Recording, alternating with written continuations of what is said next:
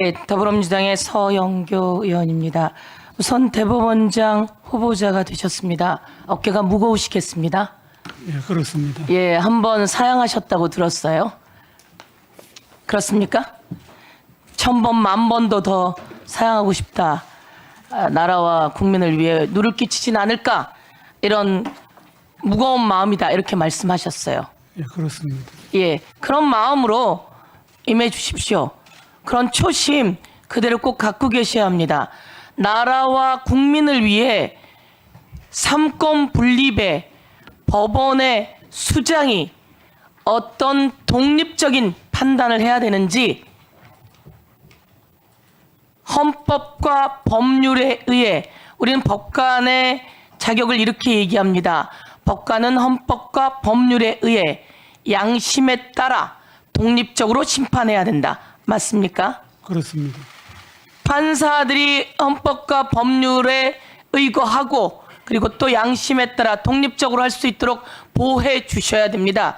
그리고 우리 대법원장께서 이것을 잘 지키시고 조금 전까지 말씀하셨던 소수와 약자 이야기하셨습니다. 맞습니까? 그렇습니다.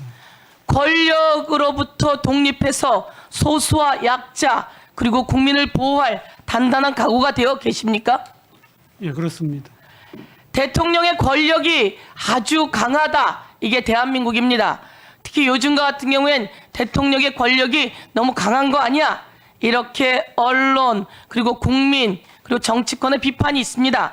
이로부터 독립적일 자신 있으시지요? 예, 그렇습니다. 흔들리지 않을 자신 있으시지요? 예, 그 전에 대법원장이 권력으로부터 독립되어 있지 못하다. 이런 이야기들이 많이 있었습니다. 양승태 대법원장 같은 경우에는 지금 사법적인 심판도 받고 있습니다. 어떻게 독립적인 자세를 확실히 가지시겠습니까? 예, 저는 평생 헌법과 원칙을 벗어난 적이 한 번도 없었습니다. 삼권 분립의 한 축을 담당하게 되면은 틀림없이 사법권 독립을 수호하는 데 최선을 다하겠습니다. 오늘 약속하셨고 그렇게 하셔야 됩니다. 그러면 제가 이런 말씀 하나 드리겠습니다. 어제 경기도청에 검찰의 압수수색 영장이 있어서 검찰이 경기도청에 들이닥쳤습니다. 경기도지사 김동연 도지사의 방을 뒤지기 시작했습니다. 그런데 말이죠. 이것은 이재명 전 경기도지사 관련한 내용이었고 김동연 도지사가 선출되기 1년 전에 벌써 이재명 전 도지사는 그만두었습니다. 1년 전에 그만두었고 벌써 경기도만 해도 13번을 압수수색하고 그리고 한 달 내내 머무르면서 압수수색했다. 이런 이야기도 있습니다. 그런데 어제도 마찬가지로 김동연 경기도지사가 선출되어서 들어왔고 자신이 가지고 온 컴퓨터이고 그래서 아무 관계도 없음에도 불구하고 그곳에 압수영장을 가지고 들어와서 그리고 그 전에 것만 보겠다라고 해놓고도 옆에서 지켜보고 있으니 요즘 것을 보고 있더랍니다, 검찰이. 그런데 제가 지금 묻는 것은 그겁니다. 대법원이 규칙을 만들어서 압수수색 영장이 남발하는 것을 제지하겠다. 이 압수수색 영장이 남발해서 압수수색 영장이 한번 들어오면 정치인은 그 다음 정치 생명 끝납니다. 국민은 목숨까지 끊는 사례가 많습니다. 그런데 그냥 압수수색하고 들어오는 게 아니라 언론에 다 터뜨리고 공개하고 홍보하고 난리 구슬 지기고 들어옵니다. 이런 것에 대해서 법원이 제지해 줘야 되는데 법원은 압수수색 영장이 들어오면 100% 거의 100% 발부해 줍니다. 이렇게 압수수색 영장 발부 자판기냐 이런 비판 들어보셨습니까? 예, 저희들도 압수수색 문제에 문제가 있다는 걸 익히 알고 있습니다. 그래서 제가 대법관으로 근무할 당시에도 압수수색에 관해서 획기적인 판결을 많이 냈었습니다. 예를 들어서 참여권을 획기적으로 보장한다든지 압수된 자료의 반환을 청구한다든지 각 분야에 걸쳐서 많은 판결을 냈습니다만은 여전히 그런 문제가 있다면은 앞으로 세심히 살펴서 필요한 조치가 있다면 강구하도록 하겠습니다. 이제 규칙으로 내놓았던 안을 대법원에서 오죽하면 그런 안이 나왔겠습니까? 제가 물어보니까 압수수색 영장이 청구되면 그 왜 압수수색 영장이 청구되었는지 그 검사에게 물어봅니까? 법원에서?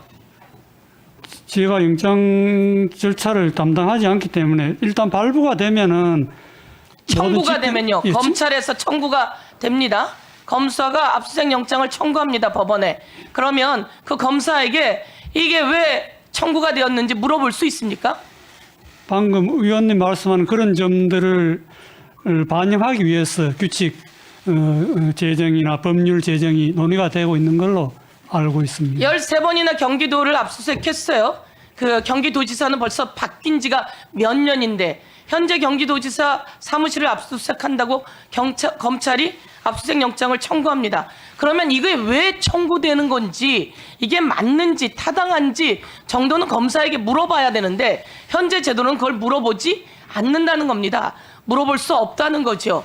그래서 그것을 발부하게 되는데 제가 볼 때는 대법원이 고민하고 있듯이 검사에게 왜 이 영장을 청구했는지 물어보고 사전에 신문하고 알아보는 그런 제도를 만들어야 되지 않겠습니까? 그것을 만들어 줄 수 있는 사람은 대법원장이다 이렇게 생각합니다.